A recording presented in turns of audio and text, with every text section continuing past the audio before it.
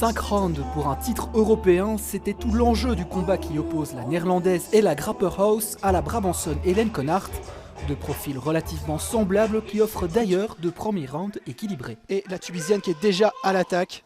Dans le troisième round, les choses deviennent plus précises avant une belle séquence en fin de combat qui à ce moment-là semble bel et bien tourner à l'avantage de la boxeuse. Et c'est terminé. Fin du 5e round. Mais au moment du verdict, stupéfaction, c'est bien son adversaire qui s'impose. Une décision dure à avaler pour la Tunisienne, qui a d'ailleurs du mal à cacher son émotion. Oui, déçue. Déçue parce que voilà, je pensais avoir fait le travail.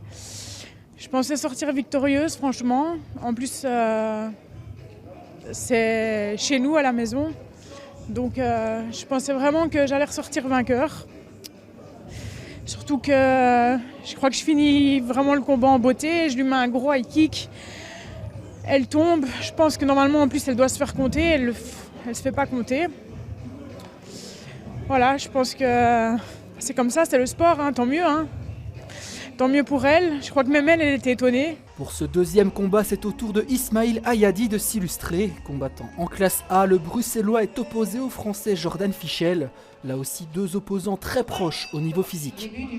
Par rapport à l'impact, on est évidemment un cran au-dessus. Les coups sont plus secs et le rythme plus rapide, étant donné que le combat se joue ici en 3 rounds.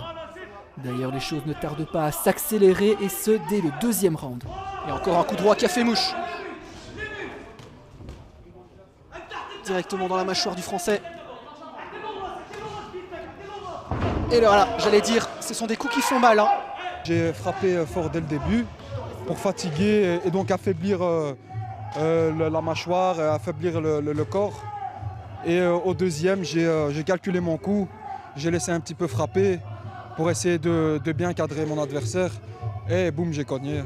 Avec une victoire et une défaite, le bilan de la soirée a tout de même un goût de trop peu pour l'équipe du NATO Gym, qui espère bien la prochaine fois que ces boxeurs puissent se produire devant un public.